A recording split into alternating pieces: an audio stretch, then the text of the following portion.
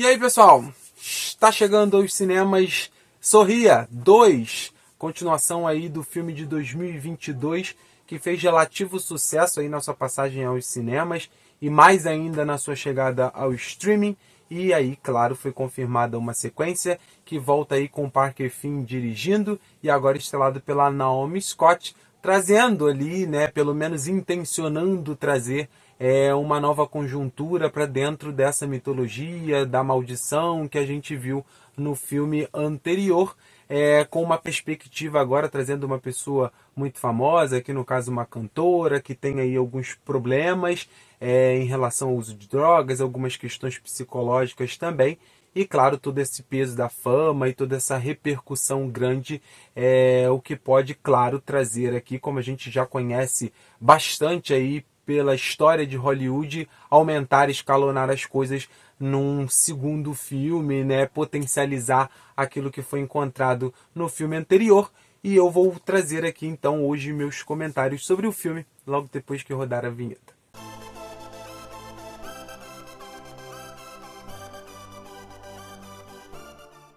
Eu particularmente não gostei muito do filme original lá de 2022, comentei isso inclusive no canal, vou deixar o link no card para caso você não tenha assistido, assistir depois que terminar esse aqui.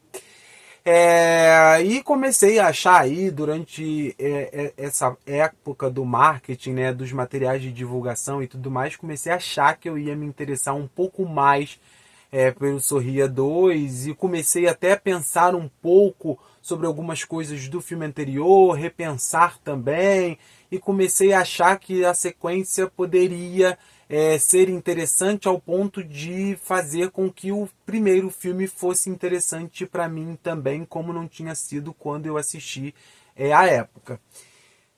Infelizmente não é o que acontece e muito pelo contrário. Acabo não gostando desse segundo filme e ele descredibiliza ainda mais para mim o primeiro. Muitas questões mitológicas de regras ali que são geralmente a espinha dorsal de filmes de terror, principalmente quando eles almejam aí fazer uma franquia, para mim acabam parecendo perdidas aqui. Algumas coisas parecem que eles mudam porque é mais interessante para ser apresentado aqui nesse filme, e eu acho que isso meio que despotencializa a ideia. Eu acho que a Naomi Scott até manda bem, eu acho que ela compra bem essa ideia e ela veste bem a personagem e faz jus ali, defende ela de uma forma arraigada, de uma forma que eu acho até interessante, mas as discussões aqui eu acho que buscam um aprofundamento que não é um aprofundamento que eu acho que cabe dentro da franquia. Porque ela já começa de uma forma que é muito de quebrar uma certa expectativa e meio que virar uma galhofa ali, porque a gente tem uma ideia de matar rindo, uma coisa de sorrir, e é uma coisa ruim. Então uma maldição que é uma coisa que a gente já espera que seja uma coisa positiva, né? Porque um sorriso, uma coisa assim, é uma coisa legal, e não que a gente espera que esteja enveredada ali dentro de uma maldição. Então já tem essa ideia da galhofa, de brincar com essa ideia, né, de criar um terror que seja galgado no sorriso, numa uma expressão ali feliz. Então isso já tem ali uma forma de fazer uma inventividade para fazer a roda girar de uma outra forma.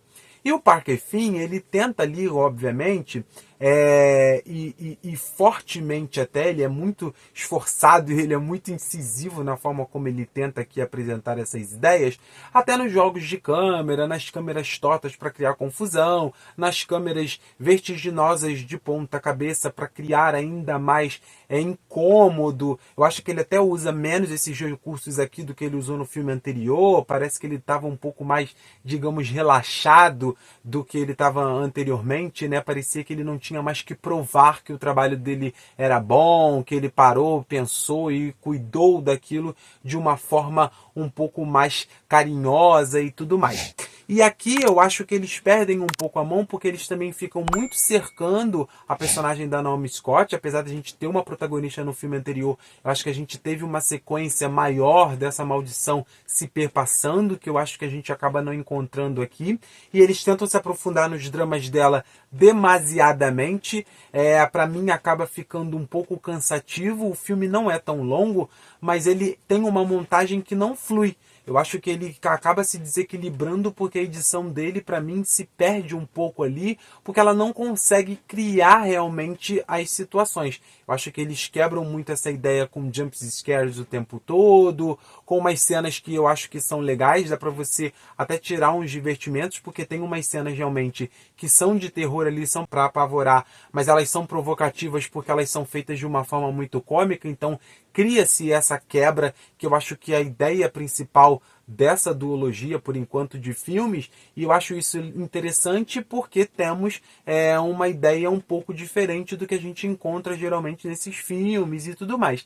Mas só que eles não conseguem fazer essas construções, a montagem não ajuda a fazer isso, e eu acho que eles não têm realmente aqui uma história forte para criar, né, toda essa ideia de sequência e vir como uma coisa realmente interessante. O que eles têm, na verdade, aqui é o que eu costumo chamar de filme do meio. Eu vejo claramente que eles têm a intenção de fazer um terceiro filme, e esse filme aqui é simplesmente para a gente ter uma ligação do primeiro para o segundo.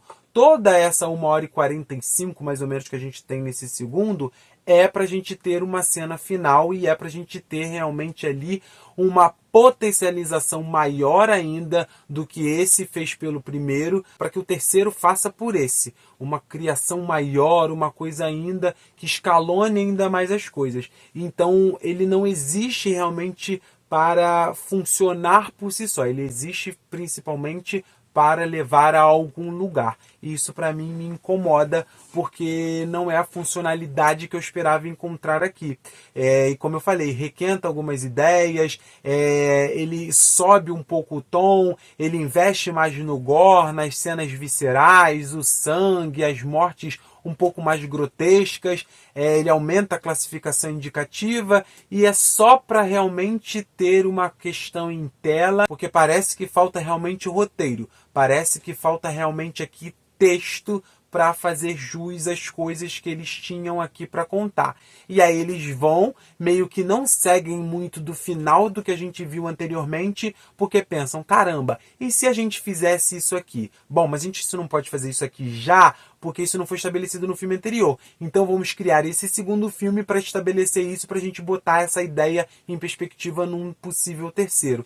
E eu acho que fazer um filme inteiro e fazer eu sentar lá no cinema, assistir isso tudo, depois de eu ter achado o primeiro mediano, para a gente poder esperar uma coisa maior num terceiro, para mim é muita sacanagem. Para mim ele acaba não funcionando, ele acaba não acrescentando e ele acaba realmente não fazendo essa conexão. Achei que a gente teria algumas coisas novas, um frescor, uma inventividade que seria interessante, mas não foi o que eu encontrei.